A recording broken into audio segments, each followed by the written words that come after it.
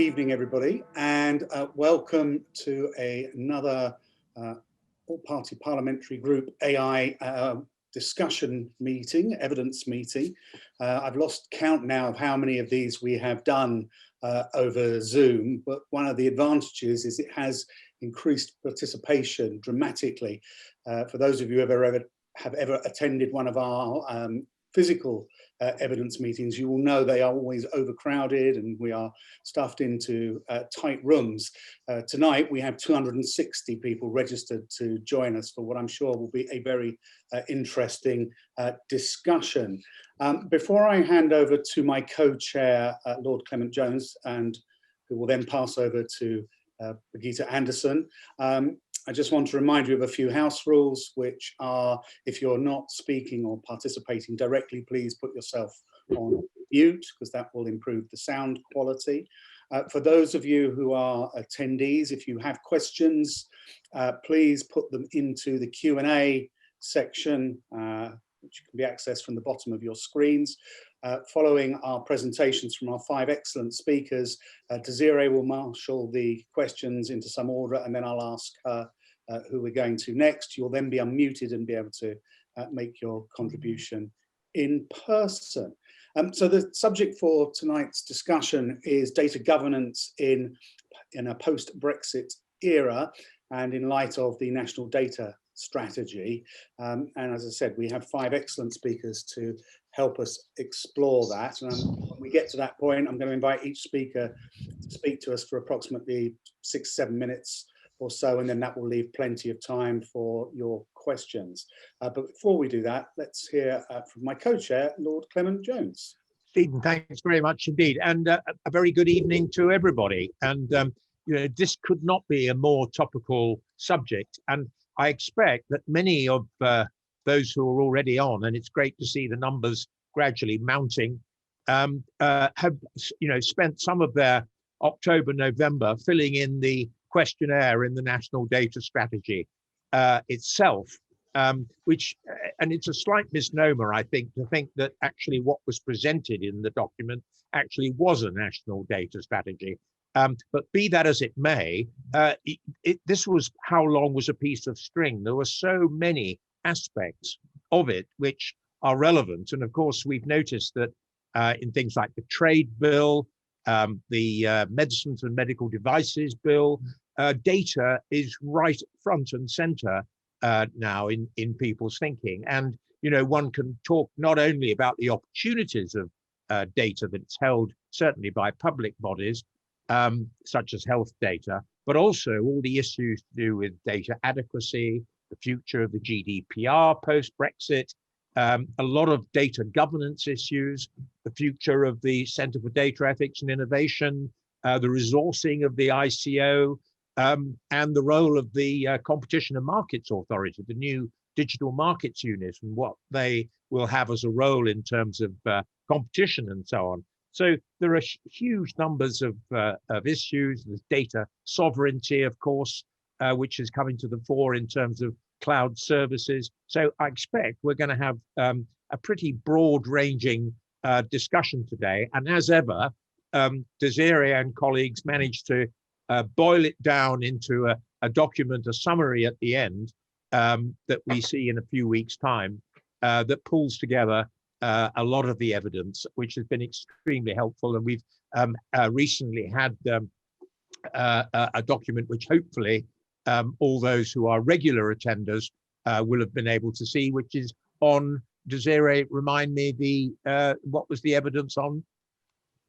It was on AI in the post-COVID UK economy.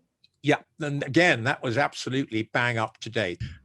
So to explore tonight's theme, as I said, I have 5 speakers, the first of whom is Dr. Jeni Tennison, who is Vice President and Chief Strategy Advisor at the Open Data Institute. Jeni, if we could hear your thoughts on this for roughly 7 minutes, please. Thank you very much, and thanks so much for inviting me to speak to you today. So yes, as you said, I'm Jeni Tennison. I'm Vice President, Chief Strategy Advisor at the Open Data Institute. That's a not-for-profit based in the UK that works with companies and governments to build an open, trustworthy data ecosystem. But I'm also co-chair of the Data Governance Working Group within the Global Partnership for AI, which the UK joined as a founding member in June 2020, and I'm happy to talk about that work as well. So I'm going to talk today about the importance of the UK's institutional infrastructure for collecting data, maintaining it, sharing it appropriately to support the goal outlined by the UK's AI Council, i.e. making the UK one of the very best places in the world to live with, work with and develop AI. Because I believe that having the right data institutions in place is essential, both to enable data to be used for research and innovation, and to ensure that data is not used in ways that create harms, and to make sure that it's a trustworthy data ecosystem. So at the ODI, we think data is not just useful for creating AI, but for many decisions that are made every day by government, businesses, civil society, people in their day-to-day lives. And we see data as a new form of infrastructure that we now rely on in much the same way as we rely on electricity or transport. So much of our work at the ODI has focused on strengthening that data infrastructure. And that means having the right data, the right quality. It means having the right policies, standards, technologies, giving the right levels of openness and controls around data access. And it also means always considering how data collection and use affects people, communities, and other stakeholders. We've found that data institutions are essential enablers of this data infrastructure. We define data institutions as organizations that steward data on behalf of others, often towards public, educational, or charitable aims. You're probably familiar with public sector data institutions like the Office of National Statistics, Ordnance Survey, NHS Digital, for example. And you've doubtless seen non-public sector data institutions such as the UK Biobank or OpenStreetMap in action as well. And I know that you've heard a lot about new forms of data institutions like data trusts, data cooperatives, data unions, those kinds of things. The National Data Strategy talks about institutions that do work around data, such as the Information Commissioner's Office, Centre for Data Ethics and Innovation, Alan Turing Institute, and the ODI as well. But it says almost nothing about the data institutions that actually collect, maintain, and share data. So it doesn't really address how we help those data institutions do the important work of ensuring that innovators, experts, researchers can actually access data, which is necessary for then creating, testing, and using AI. So to have a data infrastructure that supports the UK in being one of the very best places in the world to live with, work with, and develop AI, we think we need three things around data institutions. First, our existing public sector data institutions like ONS, Ordnance Survey, NHS Digital need to be fit for purpose, robust, have the right funding and business models that enable and encourage them to both share data and practice good data governance. So parliamentarians, I think, should be scrutinising how well those public sector bodies are supporting or whether they're actually restricting research and innovation with data and the appropriateness of their data governance regimes. Second, organisations that we might not traditionally see as data institutions need to recognise and fulfil a new role in collecting and sharing data to support their sectors and their industries. And some of those are public bodies like regulators, like Ofgem or Ofcom. Others might be charities or industry bodies. So parliamentarians should there examine how information collecting powers given to organisations are complemented by data sharing duties so that that data can be used more widely. We also think you should be looking at the support and incentives offered to organisations that collect, maintain and share data on behalf of their communities. And then lastly, we also need to explore and experiment with these new institutional forms like data trusts, cooperatives, unions, to meet new challenges around data governance. And just looking worldwide, you know, many countries are exploring these new institutional forms to help govern and steward data. The European Data Governance Act highlights data altruism organisations, is what they call them, to enable people to donate data for use towards public good purposes. Recent expert recommendations in India around the governance of non-personal data have focused on data trust-like models. Japan is experimenting with information banks to help share personal data and so on. So in the UK, we also need to explore new institutional models, but we also need to be aware that they might not work.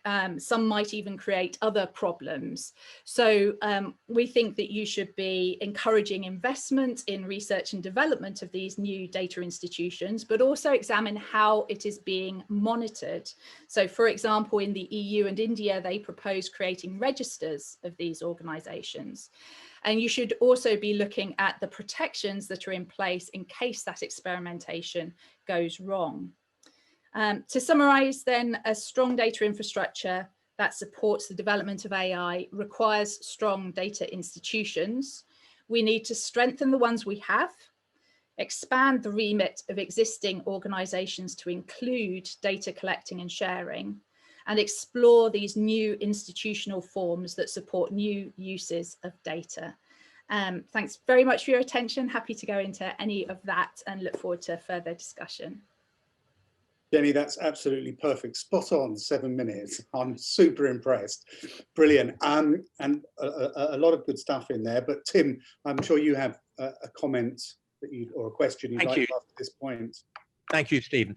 Really interesting, Jeni, and especially about some of the existing institutions that there are that with a bit of tweaking could actually reinvent themselves. But, you know, in a sense, it's slightly depressing because, you know, though the concept of data trust was essentially, you know, raised by the whole Percenti review over 3 years ago, and we're not really, despite the research that the ODI have done, some really good work, we're not a lot further forward. And, you know, I've read the Indian paper and they're beginning to overtake us by the look of it. So what do we do to sort of propel ourselves forward? What do we need to do? Do we need to get the legal structures sorted out? Is it resourcing? You know, how can we move the agenda forward on data institutions, which are, you know, the data trust type model? Yeah, I think it's worth pointing out that the India paper was a set of recommendations from an expert group to the government. It's not like they've already put those practices into place and are moving forward themselves. So I think that their thinking is very much, you know, it's great that they're getting that thinking into their system, but we shouldn't assume that it's necessarily adopted in quite that way. In terms of what to do next, I think that we need to be doing more proper long-term pilots. The work that we did with at ODI that was funded by the Office for AI was very short term. It was 4 months for exploring what could happen. We need to be getting actual data, these different types of data institution, particularly new institutional forms like data trusts, into operation and be experimenting with them in operation. But that requires investment over a longer term. It requires a more like a few years investment into those kinds of organizations, because it just takes that amount of time to bring together the various stakeholders that need to be active within those kinds of organizations. So it's longer investment with some really concrete like examples, I think. Thank you very much, Jeni. Brilliant. Thanks, Tim. And thank you, Jeni, again for your presentation. Right, we'll move on to our second speaker, which is Dr. Chris Francis. Chris is Director of Government Relations at SAP or SAP. I'm never quite sure which. SAP. SAP. Fantastic. Chris, over to you for 7 minutes. That's okay. Okay, well, firstly, thank you very much for the invite, and thank you very much to the APPG and the Big Innovation Centre for keeping the focus on such things whilst I'm afraid some of us have been battered by current affairs from a time or two. I'm just going to show a very few slides. Don't worry, it's not death by PowerPoint, just to really capture the comments and illustrate a few issues with some data that speaks quite loudly. So this is really just to talk about a little bit about what's going on in digital adoption in the UK, particularly in areas where particularly the political community won't necessarily always focus their attention, for good or ill. And basically, the UK is a story of incredible consumer adoption for tech. Consumer adoption, social media, business to consumer uptake have been through the roof, top league, global leaders across the board. But often that then means the indices we're all at the top at kind of hide some significant challenges in the use of data and data-driven processes inside business and indeed, as far as we can see, inside government, though the report is a little less good. Somebody did do a look at this during COVID, and because obviously COVID has used it to find new ways of selling, and around 15% used it to produce new types of goods and services. So that's when we really get into the sort of digital intensity figures. And Eurostat has a group of statistics called the Digital Economy and Society Index.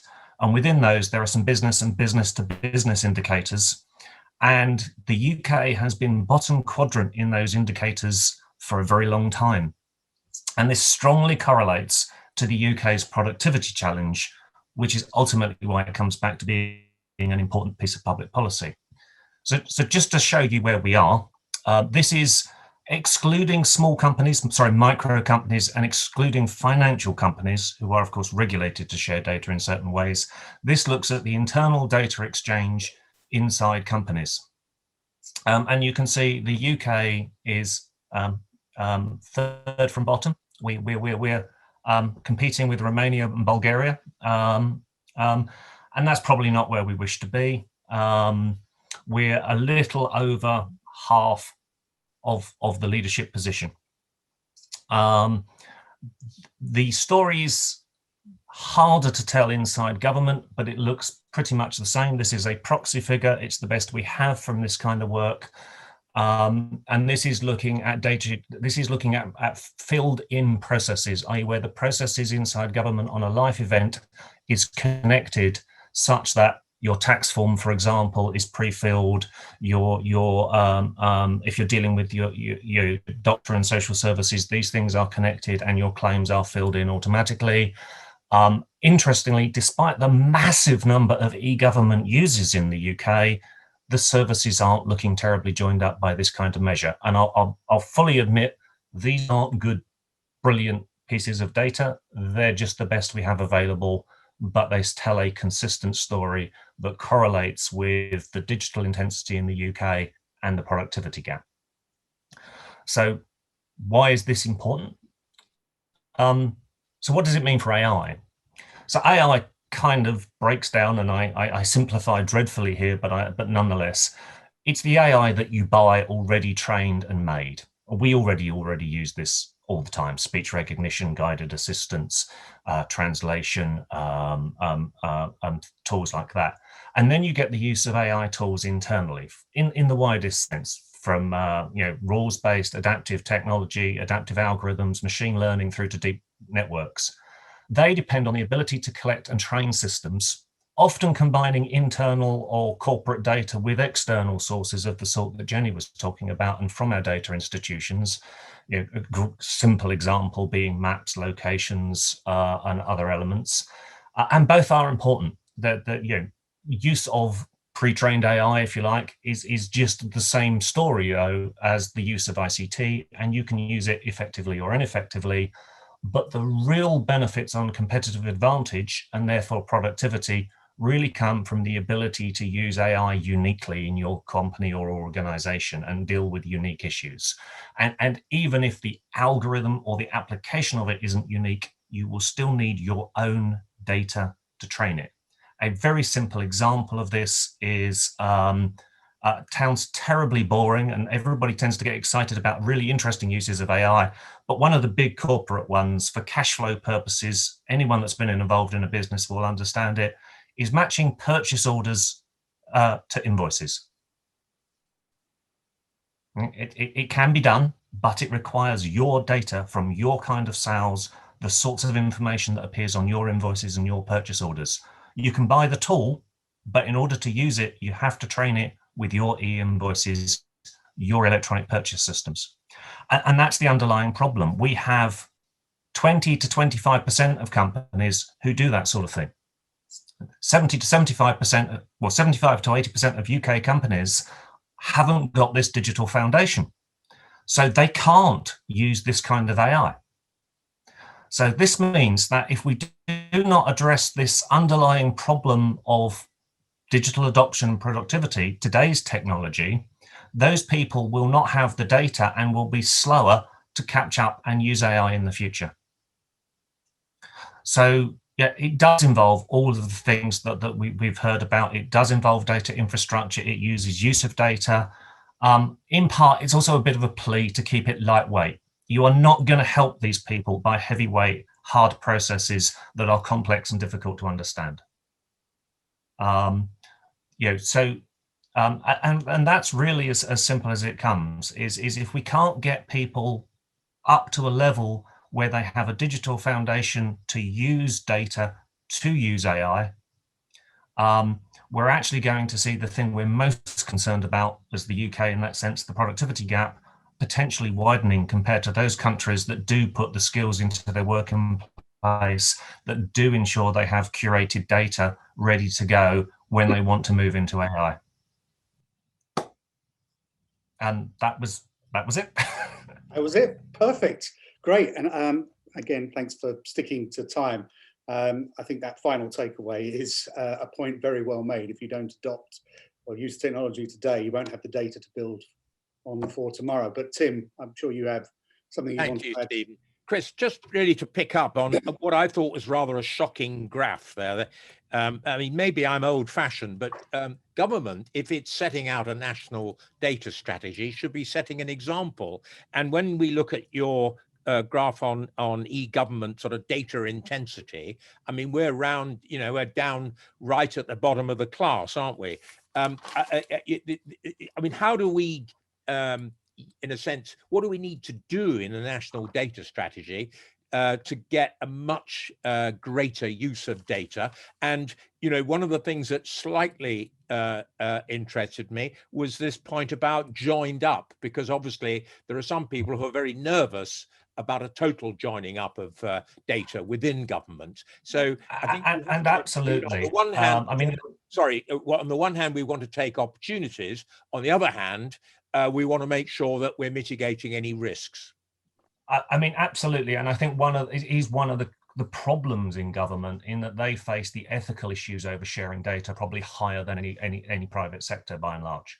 And indeed, certain private sectors, the finance sector, the insurance sector, the transport, particularly civilian areas, have either found solutions or have solutions forced upon them. But there's two sides to it. One is actually there is significant benefit to sharing data, and sometimes it's purely cultural. You have to share your data to get some things done in government. There is no real downside to government doing that connection for you. I mean, not an AI example, but a simple one. If you get married, the process you have to go through to get a new passport to go on your honeymoon in your new name, it can be significant, and often you don't do it in time. But the sharing is required to get that service. If you wish that service, you in effect are authorizing that sharing. The fact that in certain cases you may end up putting physical documents inside an envelope to share them the old-fashioned way is just ineffective. But at the same time, it is absolutely correct that we have proper data governance. My main concern, to be honest, is one, to show that even with existing EU rules, the GDPR and things like this, which we are still following in the UK for now, other people have gone further along that path. These are European graphs. And then but I also don't want to lose sight from the fact that an awful lot, particularly at the business to business level, the Internet of Things, automated logistics, digital twins material in business, doesn't really have privacy issues in that sense. When you're dealing with, you know, AI used to predict the reliability of a production line, there aren't those kind of areas there. So I wouldn't detract from the fact that government does have it difficult, and often in places like the UK probably has a lot higher level of scrutiny than many other governments at the moment. But at the same time, you know, when it comes to getting up and getting the adoption levels, I mean, to strain an analogy well past breaking point, we sometimes, when we're looking at digital adoption, seem to be handling the fact that the canary keeps dying in the mine by having a breeding program for canaries. You know, we actually need to get the skills, the awareness, and this, as I say, is a long run problem for the UK. Thank you very much. Thanks, Chris.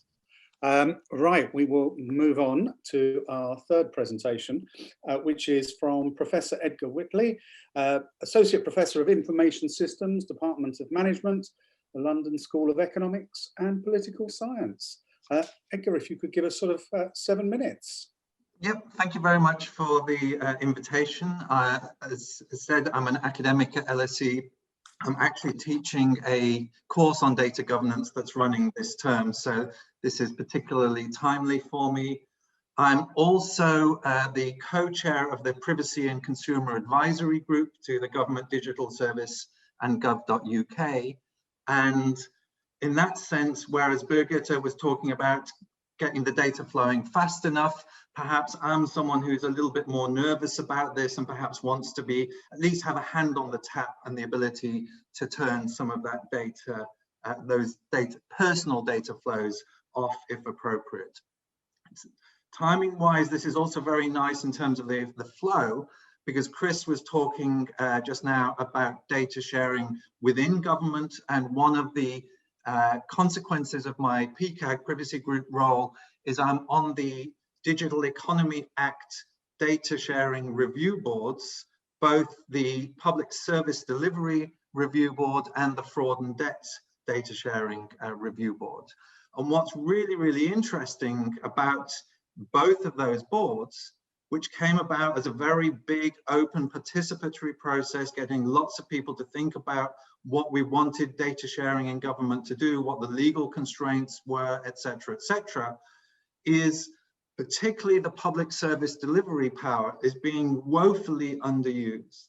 We spend a lot of time in Parliament setting up these data sharing powers, codes of practice, etc., but particularly for public service delivery, nobody seems to be wishing to take advantage of these legal gateways that now exist for sharing data with consent as appropriate within government. And all of the same kind, when the Cabinet Office DCMS did a review of this, many of the same kinds of issues that have been there throughout came up. We're not clear about the legal position. We're concerned about the quality of underlying data.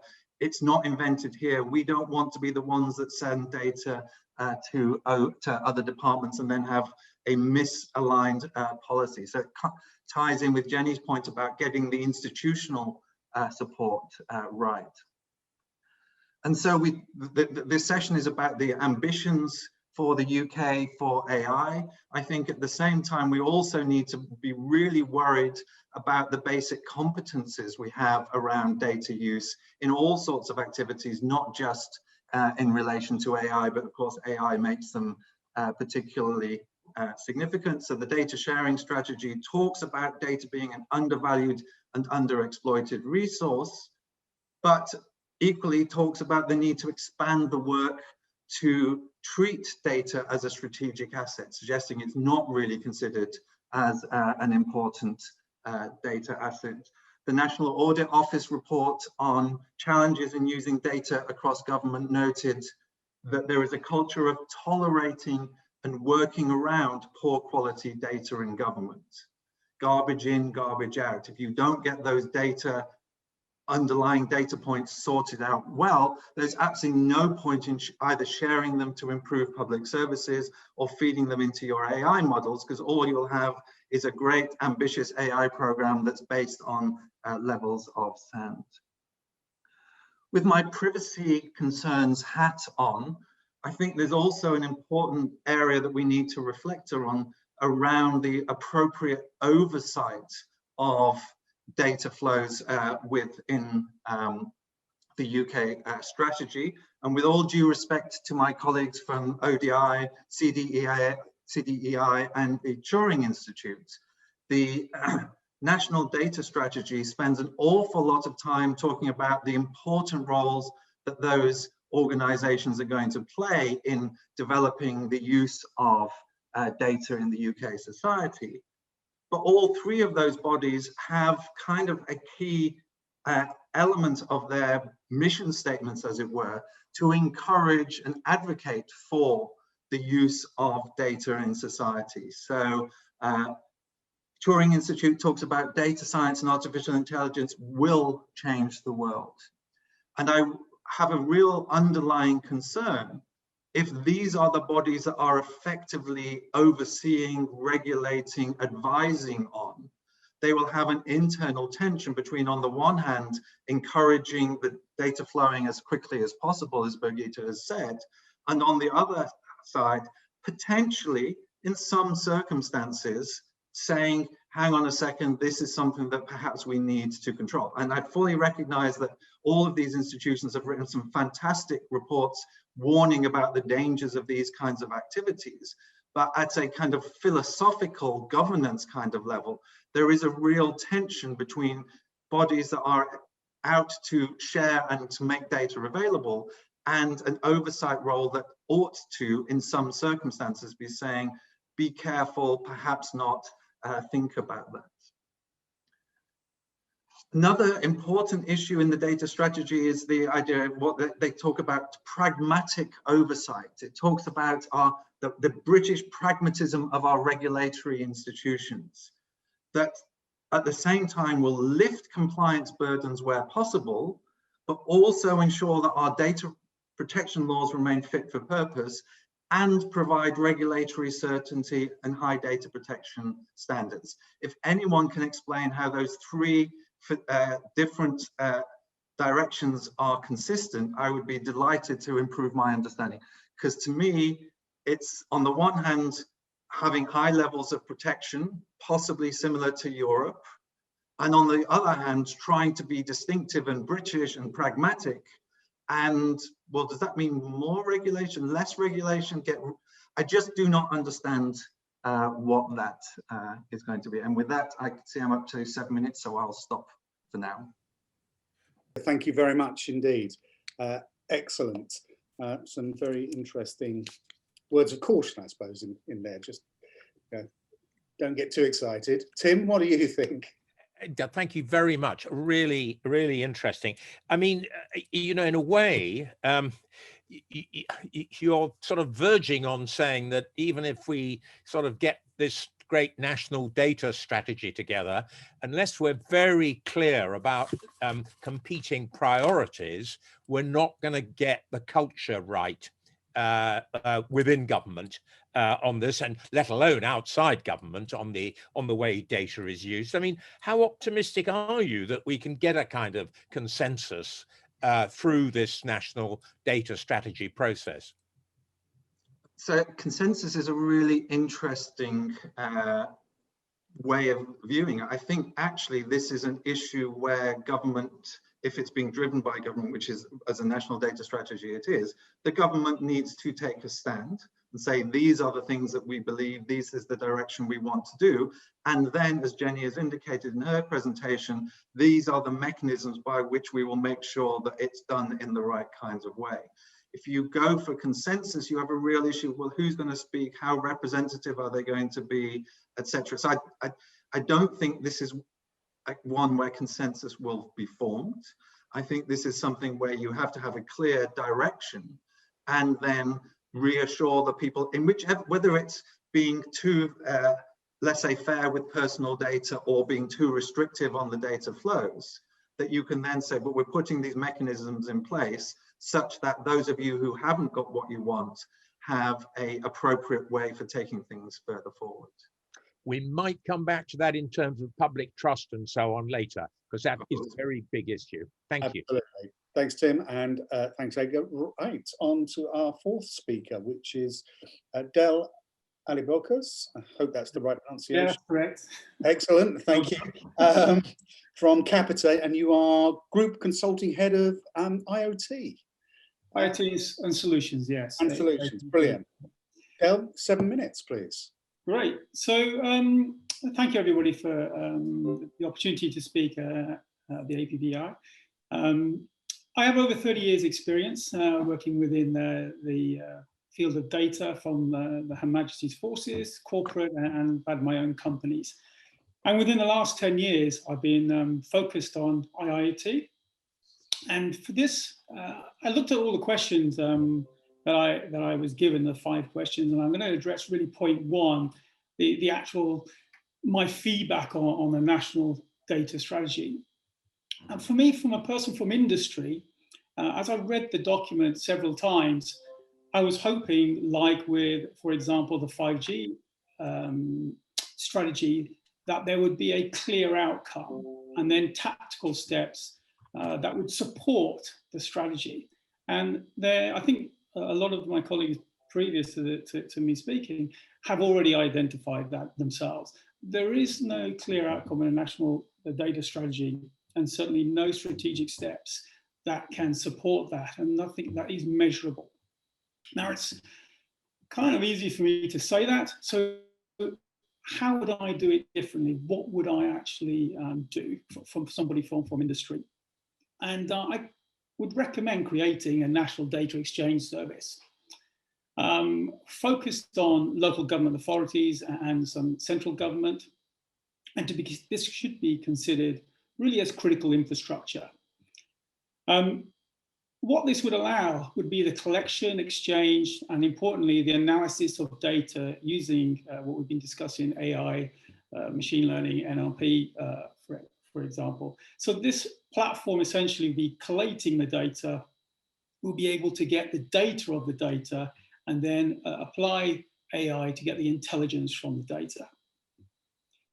So I guess the question is, why do we need to do that? And for me, I think, again, from an industry point of view and observing what's going on within local government and central government and the tasks that need to be performed, and looking at how much data we are producing the data and collecting the data really isn't the problem. It's actually getting meaningful sense from that data that can lead to better outcomes. And with this, I believe that this solution could equip local government and central government with a tool that could deliver data-led initiatives that will also allow you to track the progress of new programs and policies and deliver better outcomes for UK citizens much faster, reducing costs and achieving quicker return of investment. I do recognise there's some devil in the detail there in terms of data governance, etc. But I would come on to that of how I would implement such a service. I think also in doing that, to roll something out like this, I would focus initially on a couple of services within the local government authorities. And that could be things like social services and education, for example. And in addition to that, in terms of one of the other questions was, how do we develop innovation from this? I think there's a really good opportunity with data and the data exchange is to look at data as a currency, potentially going down the road, and then being able to exchange data for monetary gain. There is a possibility actually, and something from somebody that's not been in the government realm too much.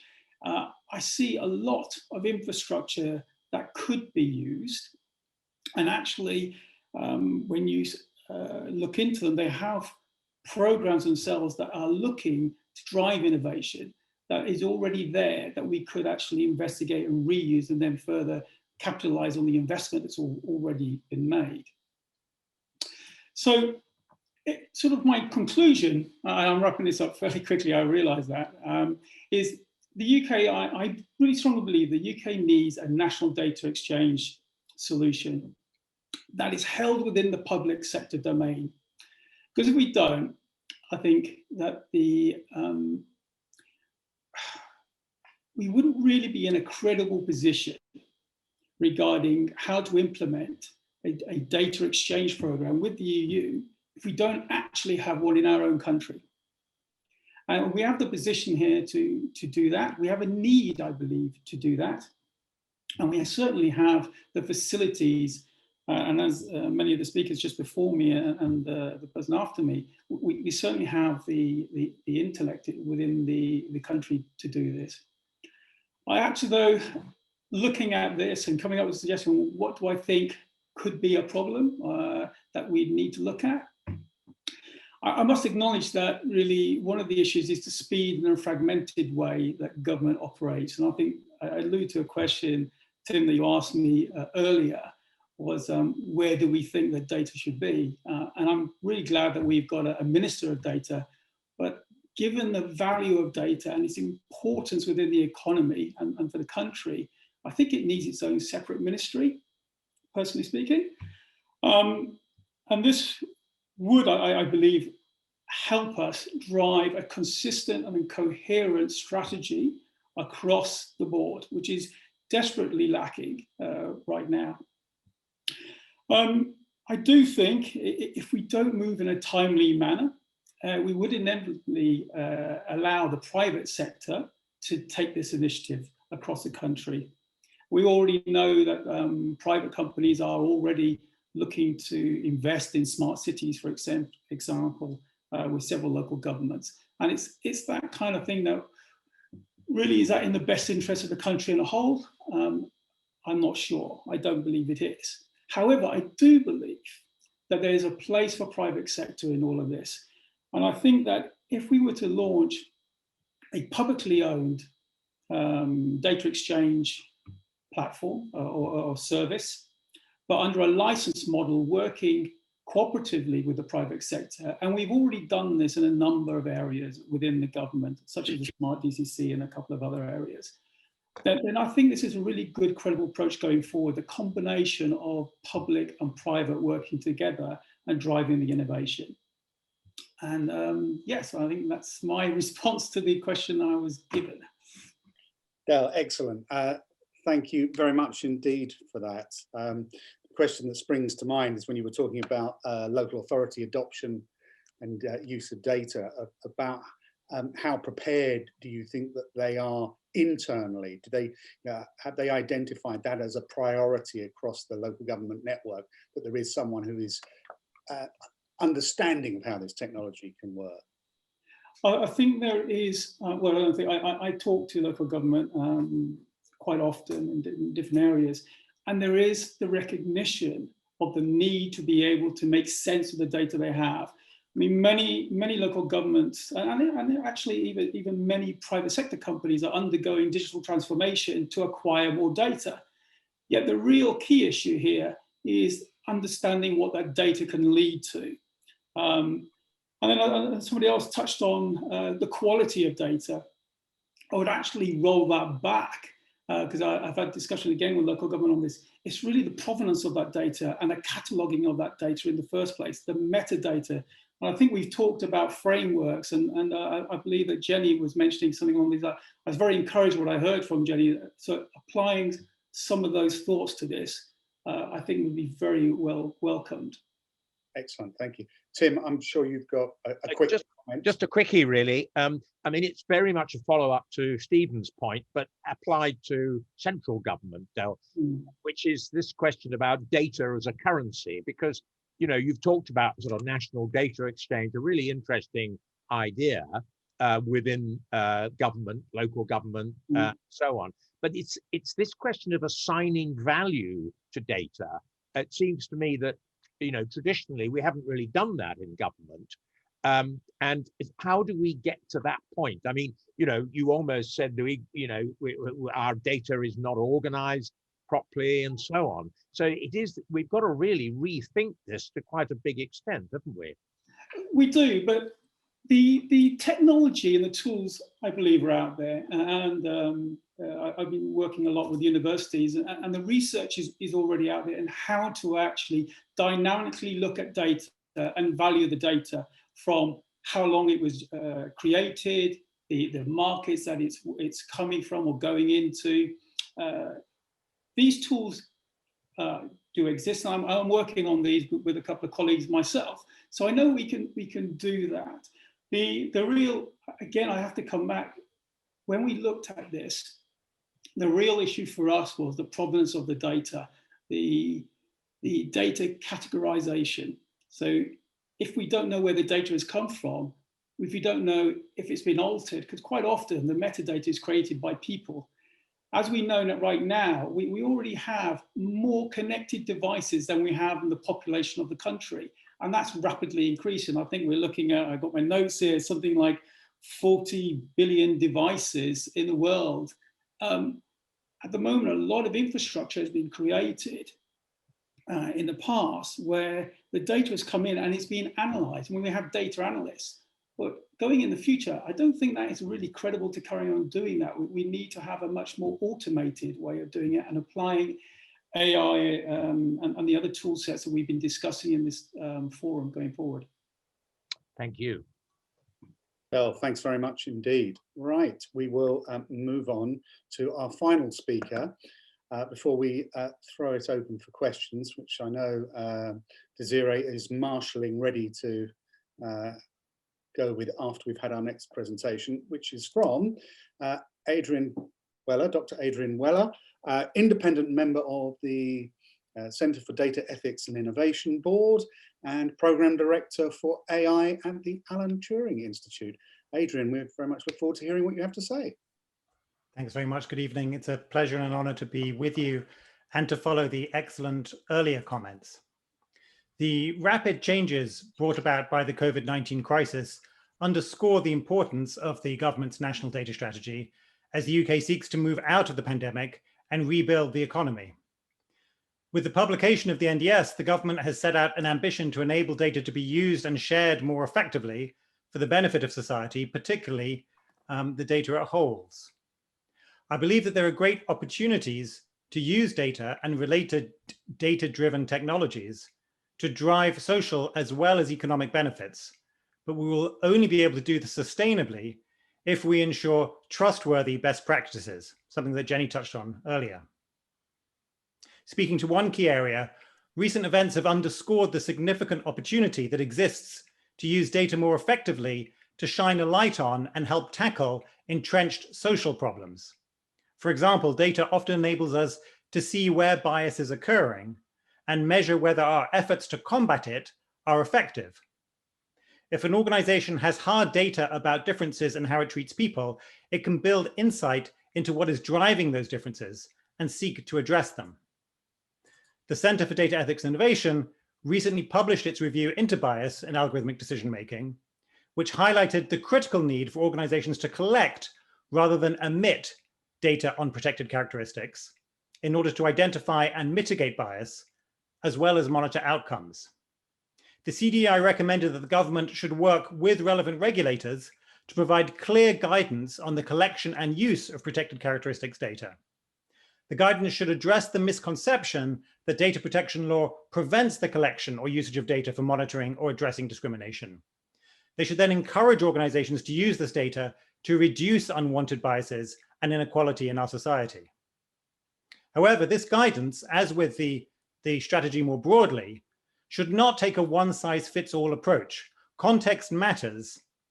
Regulators and industry bodies need to work together with users, stakeholders, and wider society to agree best practice within their industry and establish appropriate regulatory standards.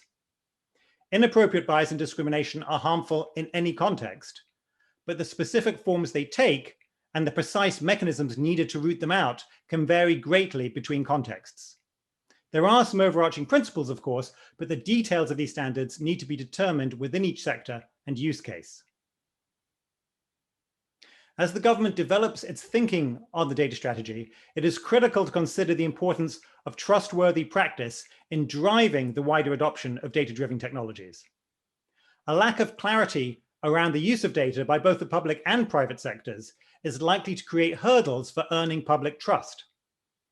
In its response to the National Data Strategy, the Alan Turing Institute commented that the public perception of big data advancements is already centered around data extraction and exploitation to personalize advertisements over business models that earn revenue from delivering a product or a service of value at the expense of individual and community well-being.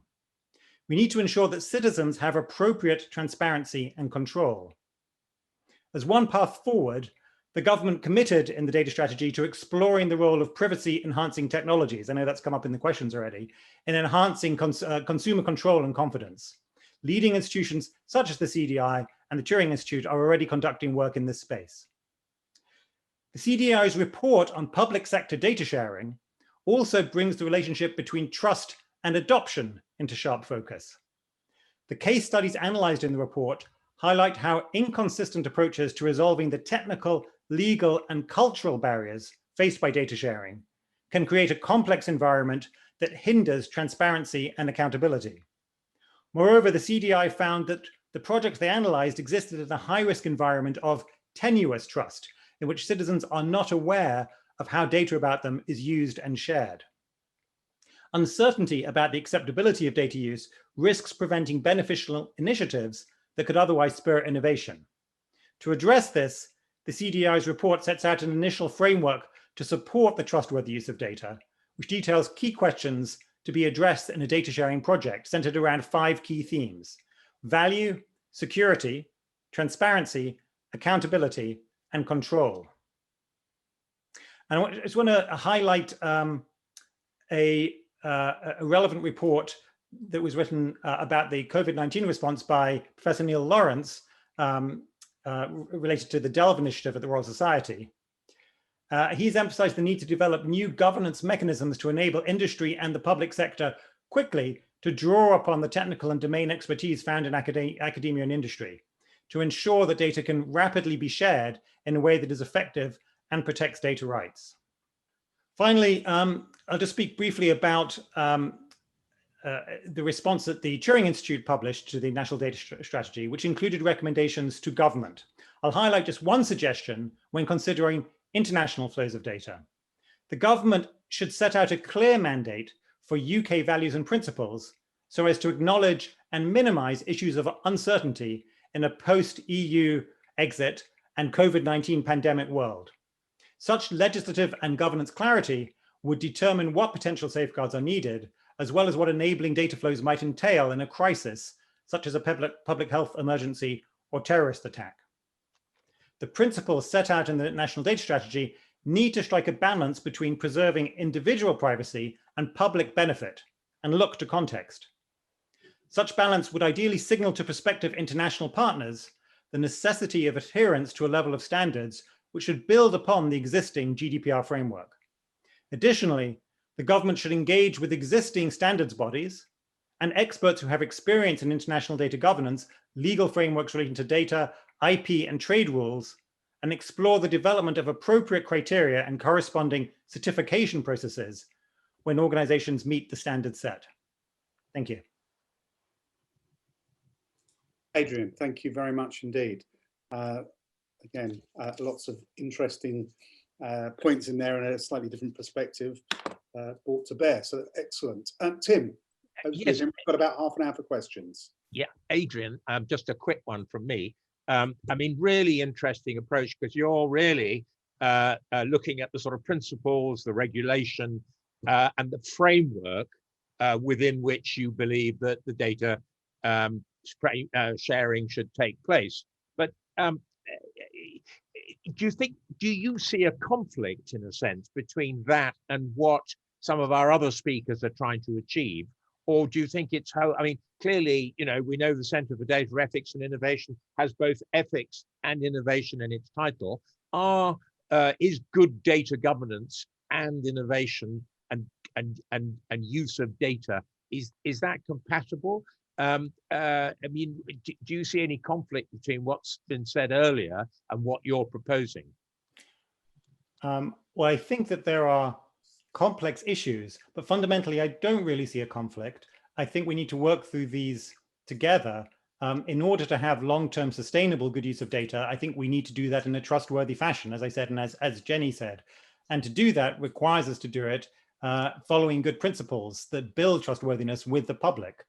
So I think we need to try to do that correctly. And if we do it correctly, it will lead to the right kinds of innovation and will lead to the right kind of businesses which can develop. If I can just for a moment touch on an issue which I think Edgar mentioned before, I think he brought up a good point that someone who represents the Turing Institute and CDI might automatically be biased towards saying that we need to have more data.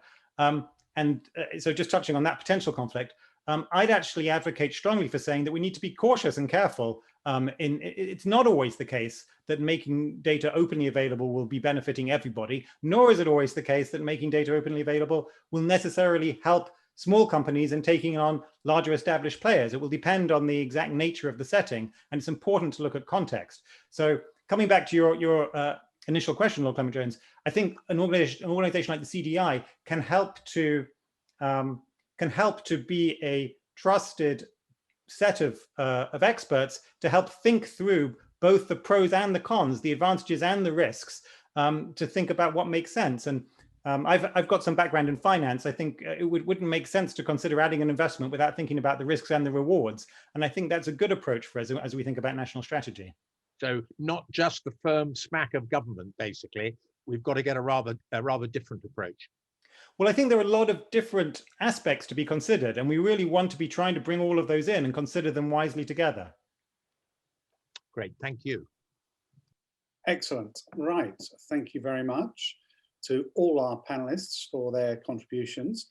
And I hope that that's stimulated a lot of questions. I've been looking at the chat box, and that seems to have been quite busy. So I'm going to ask Desiree, who is our first question from? The first question comes from Julia Pierce. Good evening. This is Julie Pierce. I'm from the Food Standards Agency. So I am a regulator, but a regulator of food rather than data. And I sort of say that to maybe paint a little bit of a picture of the complexity of the existing ecosystem of both data, but regulators and institutions. The question I wanted to ask is to Jeni. You mentioned Ordnance Survey as an example of a public sector data institution, but my understanding is they also act at times as a private sector type of institution, so at the same time or in parallel. So do you think that that's an optimum model and we should replicate it elsewhere, or maybe not?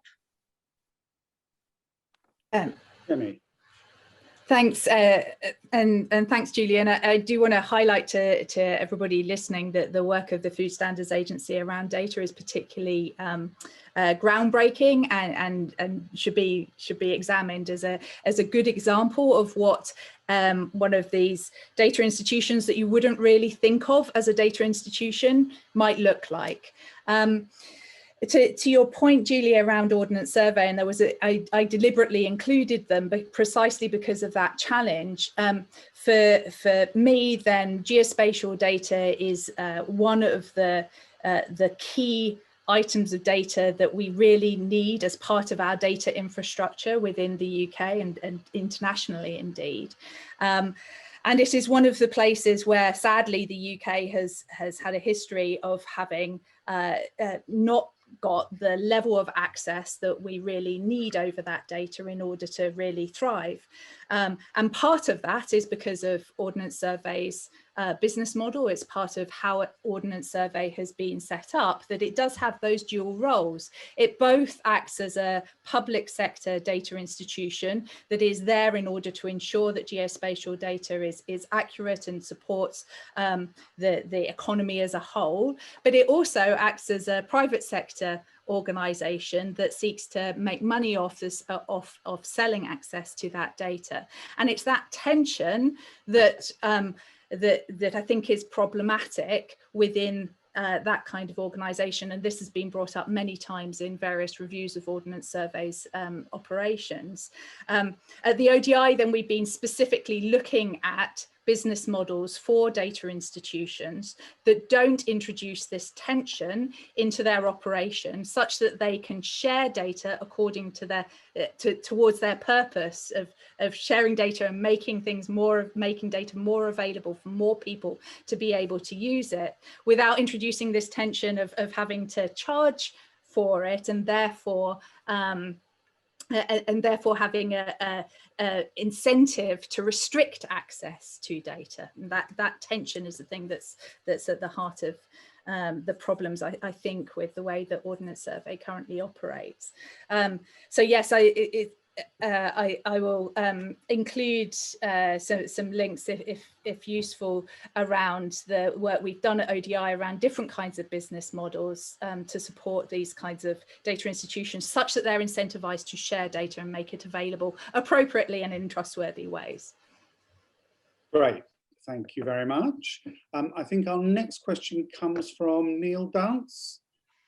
Okay, it was a question really about maintaining the integrity of the databases, especially when they're shared across a number of platforms and a number of different institutions against foreign states, terrorism and cyber terrorism. Just tweaking that data a little bit to come out with the wrong results, and with the amount of data that we hold, it's going to be very difficult to spot any of those things happening. And how do we as a country mitigate against that threat? Chris, yes. I mean, I think there are a couple of areas on that one. I mean, one is, there are data integrity tests you can use and data access on such databases to track back and keep a track record of where data has been changed. It is fair to say that is not always used as well and as rigorously as you might like. I mean, the other side of is manipulation of data is in effect, one of the applications of AI in many of these areas. We look for anomalous patterns for all sorts of things, and in some cases, particularly on the government side, that's often some of the easiest things to do because it doesn't need to be integrated into a business process. So when you get things like fraud and error detection, actually, that's a really good use. You use internal data, you use external data, and you do something that really is only looked at by a human being when it's escalated as triggering an issue. So you've built in protections. Great thing about AI is, of course, you can replicate the testing environment, so you can check the AI is not biased by the training data. If it is, you can correct it. You really can't do that with a human auditor very easily. So there are a number of levels on that. But those are all there, and we as somebody said, is where we do sometimes fall down, and they've raised it in other areas, but it's the metadata and data validity, not necessarily the absolute accuracy of the data, but what have you done to measure the integrity of it, and do you know what it is when you're actually using it? Thank you. And Adrian, I think you've got your hand up as well. Thanks very much. Chris made excellent points. The only thing I'd add to that is that it is important, very important, to think about these questions that were brought up. One reason for that, which is perhaps not entirely clear to many people, is that because many of our modern AI or machine learning methods are based on learning from data, it is possible to, in a sense, confuse the models by just changing some of their training data just a little bit. It's sometimes called a data poisoning attack, and can lead to the model behaving in quite different ways that might be predictable to the attacker, but unknown to the person who's trained the model, unless they've been extremely careful about protecting the security integrity of their data. So it's an important thing to manage. Thank you. That's a very good point. Valentina? Good evening, everybody. I had a reflection around comments related to data as currency. And I heard quite some support, especially from the industry side, for this model. And I was thinking that perhaps the discussion should start from a question whether we should attach monetary value to data and what are the consequences coming out of that.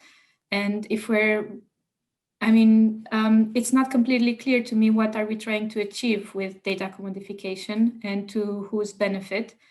So I'd be interested in expanding a little bit more on this topic. Thank you. Yes, yeah. Del?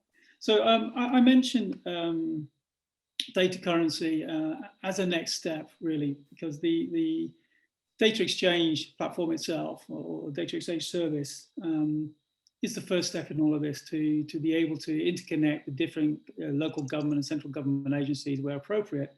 And that data is there. And then we started to broach on the subject that was one of the first questions here, actually, regarding Food Standards Agency and actually audience survey. I mean, we are already monetizing some of that data, and from a private, let's say from private sector, looking at how the government can work in the future where we have data available, and if we can monetize that data, and the money then goes back into these organizations to fund research and development and continuation, then I think that's I think that's a good way forward. But you're right, there are some ethics around, well, what data are we going to attach a price tag to, and where will that come from? And then the quality and the veracity of that data as well. Great, thank you. Jeni, I think you've wanted to make a comment. Yes, thank you. So I think when people talk about monetization of data, then it kind of there are two different conversations that happen. There's data monetization around by people around personal data that is about them. And I think Valentina's question may have been arising from concerns about that as an approach, because it incentivizes people to breach their own privacy, and privacy becomes a luxury that those who have money can afford, and those that don't have money and might be incentivized to share more than they would otherwise because of the financial reward that they would get. There's a second conversation that happens that's around the value of data, more at the kind of data set level, and whether we should be having markets around data sets so that they can be bought and sold as they are as other assets, or again the thinking about the value of data in terms of, is it worth investing in data and investing in its publication or its or especially as a public good, whether it's valuable in those kinds of circumstances. That's a different kind of conversation, and I'd refer people to a piece of work that we at the ODI did in collaboration with Diane Coyle at the Bennett Institute on how to measure the value of data in that wider kind of context to the economy as a whole, which is particularly important when we're looking at the national data strategy and what the government should be doing around creating a data infrastructure that supports our economy as a whole. Brilliant, thank you. Chris, yes, you've got your hand up. Yeah, I mean, I just very quickly want to add two things on. I mean, the value of data is almost always driven by the context, which I know is a word we've heard a lot and is always important here. But there are two slight issues. One is often an individual item of data is often valueless without it being formed or part of a curated larger data set. The second issue is one we tend to forget that the value is often there and market priced, even if it's not in the way you think it is. The value is often you getting the service. What is the value of ensuring your local authority has enough primary school places for the number of primary school children? What is the value to you of the Google search you just did? These kind of areas, these are still expressions of value of the data being collected and used in an appropriate way. The last point on that is one that's often forgotten, particularly for open data, is particularly for AI use of data, it's often experimental. You do not know how good the AI will perform until you try and train it, and you don't always know what the data will be used for. The all-time classic example of this that I love is the European acquis was used as the core data set to produce Google Translate. Nobody, when they started ensuring regulations were free to access, had ever realized that the value would never have been priced in. So just particularly for open data, one of the important things for open data is to get it out there and allow people to experiment with it. Brilliant. Thank you, Chris. Right, I think we've managed to get Mike Short back with us. Mike? My question was brief. So Mike Short, Chief Scientific Advisor, DAT, International Trade. If the London data store is already open and transparent, why don't other cities follow that model? Why don't we think about this from the point of view of leveling up so that every city is encouraged to have an open data store with consistent rules? And perhaps the question could go to Del Alibocus of Capita, who talked about the National Data Exchange. Thank you, Mike. Del? So I do believe it should be. I think that every area, every local government, every region should have access to a data exchange where the data can flow. And therefore, by freeing up that data, and when we talk about this data flowing and the type of data, of course, it's got to be compliant to the various standards and governance principles there. But by releasing that data, we're going to then strive and create innovation from the various areas such as universities, incubators, etc., which is really going to one of the points that Jeni was making, I think, is that in itself would start to see monetization of that data in terms of innovation. And I think the more we can get the data out there in a controlled way, then the more that we'll be able to create more industries, applications and services for the good and benefit of the local communities and for the nation. And I do strongly believe that that is something that we should be working towards in terms of a national data exchange strategy. Thanks, Del. I see Jenny's got her hand up again. Jeni. Sorry, you can go to somebody else, but if you prefer. No, please. Okay.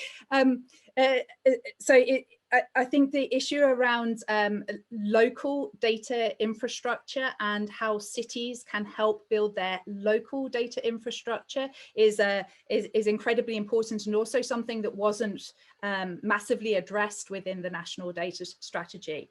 And that isn't only providing the kind of data platform like the London Data Store, that's also giving cities and regions powers to enable them to shape their local data infrastructure for their local needs. An example is that many cities in the US, for example, have powers in order to get hold of data from organizations like Uber or Airbnb that can help them to manage their transport networks, help them to manage their local accommodation provision. And so, different places face different challenges, and therefore them locally having powers to shape their data infrastructure in the way that suits them becomes important. And it is something I think is missing real consideration of that within the national data strategy. Brilliant, thank you.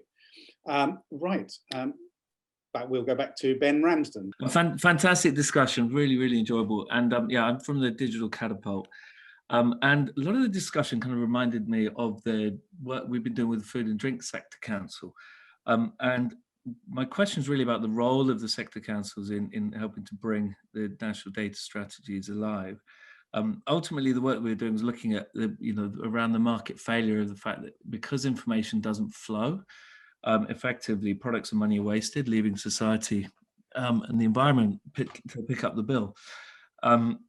So for businesses who are focused on process optimization of resources, and really facing the brunt of COVID and leaving the European Union, how can the national data strategy better or engage with the national, with the food and drink sector councils, and for examples like Feed UK, this big program that has been mooted and being developed to be better integrated with this work and national digital twins and so on.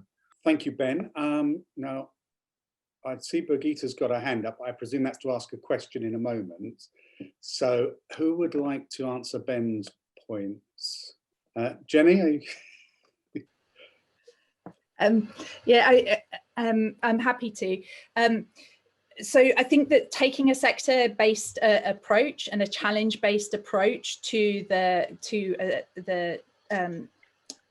building data infrastructure and putting the right data institutions in place is really important, and I'm sure that the sector councils can play a big role in helping to explore what that should look like, and potentially directing investment that is needed in order to build up the data institutions or the new data flows that are needed within those sectors, and also to experiment a bit, because we don't know exactly what those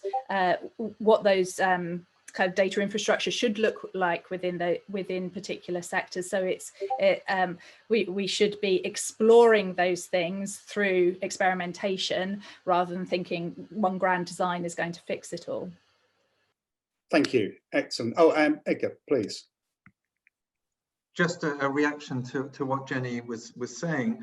I think that kind of highlights two interesting tensions. The first one is bottom up is really good. And experimentation is absolutely fantastic, because by definition, just as the AI doesn't know what it's doing, we also do not have a tried and tested model that is guaranteed to be long-term for any of these kind of governance, structural, data collection, infrastructure, security, or whatever kinds of models. But that also, the kind of the reaction it got from me is bottom-up bricolage, improvisation, and a strategy. Is this what the government wants to be seen to be doing, to say, we're going to let 1,000 flowers bloom and we hope that some of these will come out well? Now, that might be the most effective approach, but is that really a strategy? And if you're seeing this as something important for a post-Brexit independent UK able to set its own rules, to just go along and say, well, we'll just let 1,000, we'll let this institution and that organization and that sector play around, we'll give them a little bit of support. We haven't got very much money, we haven't got that much capacity to do it. So it was just a reaction to strategy versus bottom-up improvisation and experimentation, which broadly speaking, my experience suggests is the thing that works particularly well. Thanks, Edgar. I think Chris has got a quick comment, and then I'm going to go to Birgitte for her question.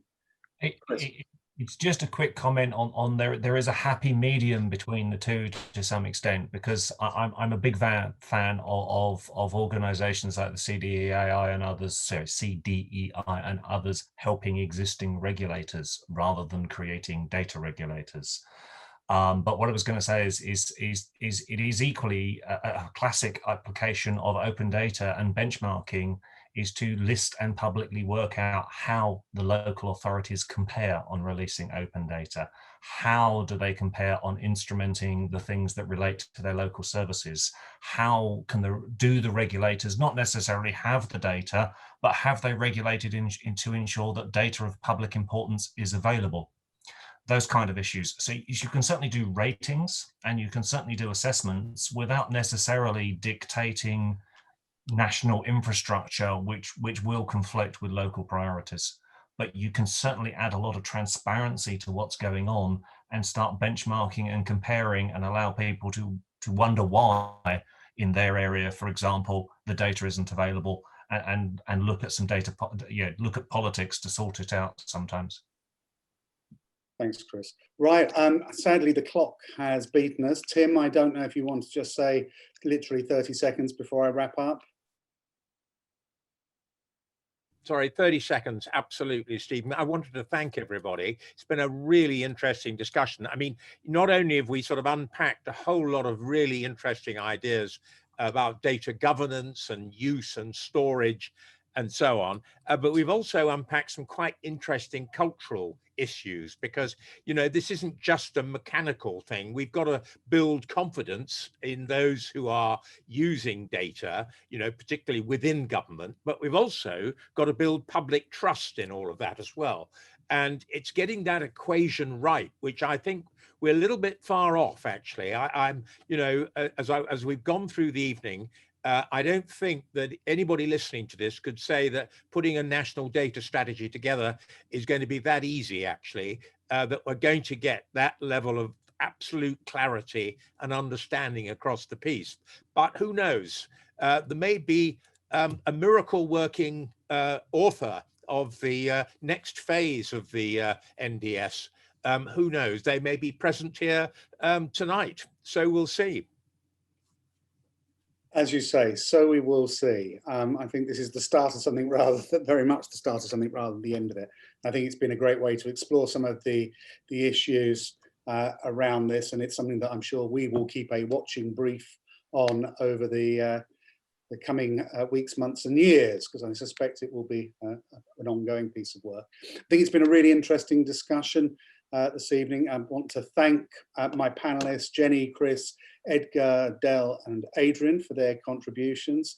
To thank Birgitte from the Big Innovation Centre, and particularly Desiree, who looks after us for the Big Innovation Centre, and all the team who keep us rocking and rolling, as it were, who keep us on the straight and narrow. Thank you for your efforts, and thank you all to those who attended this evening. I hope you've enjoyed the discussions as much as I have, and just a final apology that the clock beat us and we didn't get to all the questions that we had hoped to, but hopefully you will pop into our next discussion meeting and you maybe have better luck then. But until then, thank you again, and I will see you all at the next APPG AI evidence meeting. Good night. Thanks very much, everybody.